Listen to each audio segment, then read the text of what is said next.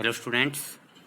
आज हम BA final year के फिफ्थ सेमेस्टर का एक और टॉपिक डिस्कस करेंगे और हमारा आज का जो टॉपिक रहेगा वो है criticism of big Bush theory.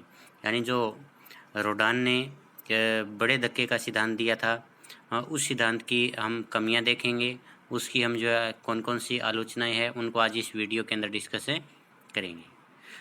तो जो रोजनस्टीन रोडान ने बिग बुश थ्योरी दी थी, तो इसमें उन्होंने बताया था कि एक देश को जो है एक साथ बहुत अधिक मात्रा में निवेश करने की ज़रूरत है, क्योंकि अर्थव्यवस्था जो होती है वो ऐसी परिस्थितियों में फंसी हुई होती है जहाँ पर बचत का स्तर कम होता है, निवेश का स्तर कम होता है, पूंजी निर्माण का स्तर कम होता है।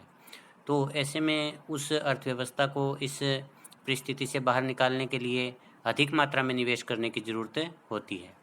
और जब अधिक मात्रा में निवेश किया जाता है तो एक साथ अनेक उद्योगों का विकास होता है, अनेक प्रकार की जो आधारिक संरचनाएं जो होती है वो उस देश के अंदर उपलब्ध हो जाती है, जिसके कारण एक देश के अंदर जो बाहरी बस्तें प्राप्त होने लगती है। और ये जो बाहरी बस्तें हैं यही जो है आगे चल कर के एक देश के आर्थिक विकास का आधार बनती है। तो यहाँ पर अगर हम देखें तो ये सिद्धांत बहुत बढ़िया लगता है, लेकिन फिर भी अनेक जो अर्थशास्त्री है जिनमें जेकब वाइनर है, एलिस है, हार्वर्ड है, इन्होंने कहा है कि इस सिद्धांत के अंदर कुछ कमियां हैं और इन्हीं कमियों के आधार के ऊपर जो है इसकी आलोचना की गई है। तो हम एक एक करके जो है इनकी आलोचनाओं को डिस्कस करेंगे। तो इसकी सबसे पहले जो आलोचना है कि ये व्यवहारिक नहीं है, ये अव्यवहारिक है, क्योंकि बिग पुश थ्योरी क्या कहती है कि एक देश को अगर अपना विकास करना है तो एक साथ जो है बहुत बड़ी मात्रा में निवेश करने की ज़रूरत होती है। तो हम अविकसित देशों की देखें तो वहाँ पर जो है आय का स्तर पहले से ही कम होता है।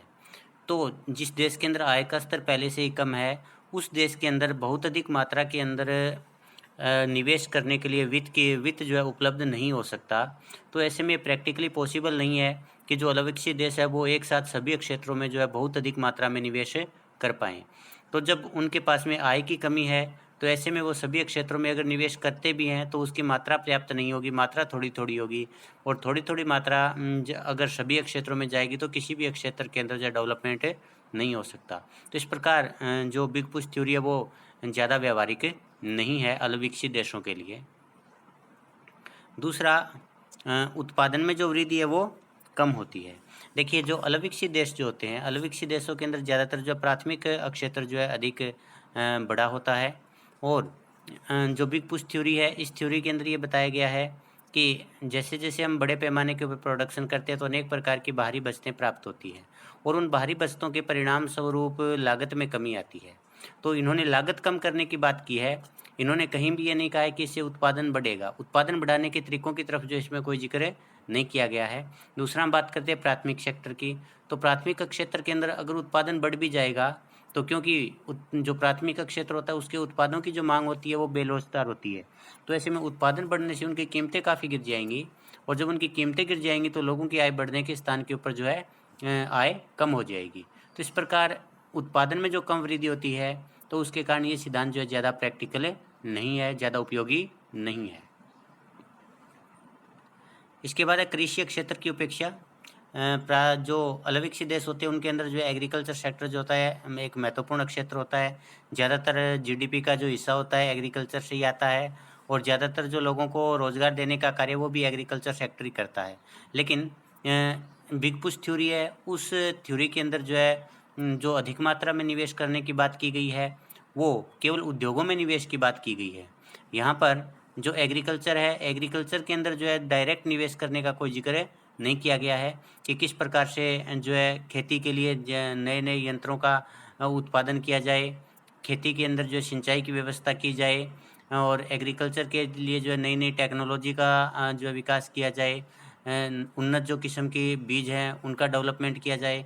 तो इस प्रकार जो देश कृषि प्रधान देश है, उन देशों के लिए सिद्धांत उपयुक्त नहीं है क्योंकि ये तो केवल उद्योगों के विकास की बात करता है।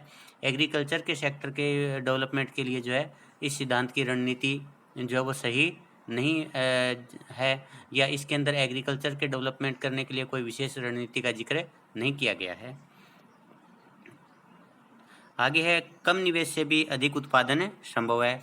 एडलर जो है एडलर ने ये कहा था कि अगर एक देश के अंदर एक साथ निवेश किया जाता है तो उससे जो उत्पादन बढ़ता है उसके मुकाबले अगर एक देश के अंदर थोड़ी थोड़ी मात्रा में निवेश किया जाए, यानी सबसे पहले उस क्षेत्र के अंदर निवेश किया जाए जिस क्षेत्र के अंदर उत्पादन तेजी से बढ़ने की संभावना है, ज़्यादा लोगों को रोजगार देने की संभावना है, तो उस क्षेत्र के अंदर अगर पहले निवेश किया जाएगा तो उससे उत्पादन तेजी से बढ़ेगा। और जब तेजी से उत्पादन बढ़ेगा तो वहाँ जो बचत होगी, वहाँ जो आय होगी, उस आय का जो बाद में दूसरे क्षेत्रों में निवेश किया जा सकता है। लेकिन अगर एक साथ सभी क्षेत्रों में निवेश कर दिया जाएगा तो कुछ क्षेत्र ऐसे होते हैं जिनके अंदर जो उत्पादन तेज गति से नहीं बढ़ पाता, तो ऐसे में अधिक निवेश करके भी जो है ज़्यादा उत्पादन बढ़ने की संभावना नहीं होती, बल्कि कुछ गिने चुने वो जो महत्वपूर्ण क्षेत्र होते हैं उनमें अगर थोड़ी मात्रा में भी निवेश किया जाए तो भी जो है उत्पादन बढ़ने की अधिक संभावना होती है। तो ऐसा जो है एडलर का मानना है कि कम मात्रा में निवेश करके भी हम जो है अधिक मात्रा में उत्पादन ले सकते हैं। तो जब हम कम निवेश करके अधिक मात्रा में उत्पादन ले सकते हैं तो फिर हमें बहुत अधिक मात्रा में निवेश करने की कोई ज़रूरत नहीं है। आगे ऐतिहासिक रूप से प्रमाणित नहीं है, यानी इतिहास को अगर आप देखें, जो विकसित देश है अगर उनके इतिहास को देखें तो पुराने समय में जब वो अलग विकसित थे तो उन्होंने जो अपना विकास किया तो उन्होंने एक साथ सभी क्षेत्रों में कभी भी बहुत अधिक मात्रा में निवेश नहीं किया, क्योंकि उनके अंदर निवेश करने की क्षमता ही नहीं थी इतनी अधिक मात्रा में। तो उन देशों ने जो है धीरे धीरे कुछ क्षेत्रों को चुना, उनमें जो है निवेश किया और उनमें निवेश से जो उसके अंदर उत्पादन, रोजगार तथा आय बढ़ी। उसके बाद उन्होंने दूसरे जो क्षेत्र है उनके अंदर निवेश किया और अपना देश का विकास किया है। तो ऐतिहासिक रूप से इस बात के प्रमाण बहुत कम मिलते हैं या नहीं मिलते कि बिग पुश थ्योरी के द्वारा जो है देशों ने अपना डेवलपमेंट किया है। तो जो चीज़ ऐतिहासिक रूप से सही नहीं है वो चीज़ जो है प्रमाणिक नहीं मानी जा सकती। तो ये सिद्धांत जो है वो ऐतिहासिक रूप से सही नहीं है। स्फीतिकारी प्रभाव, यहाँ पर रोजनस्टीन रोडान ने स्वयं ये स्वीकार किया है कि जब हम आधारभूत ढांचे के अंदर निवेश करते हैं तो बहुत अधिक मात्रा में निवेश किया जाएगा, लेकिन आधारभूत ढांचे के कारण जो प्रोडक्शन बढ़ता है, प्रोडक्शन जो है लंबे समय के बाद में बढ़ता है, क्योंकि इसकी जो गर्भावस्था होती है वो लंबी होती है। तो जब शुरू में बड़ी मात्रा में निवेश किया गया तो उसके कारण जो है कीमतें, तो लोगों की आय बढ़ जाएगी, आय बढ़ने से, मांग बढ़ने से कीमतें तो बढ़ जाएंगी, लेकिन कीमतें लगेगी तो एक देश के अंदर जो स्फीतिक परिस्थितियाँ पैदा हो जाएंगी, यानी महंगाई की परिस्थितियाँ पैदा हो जाएंगी।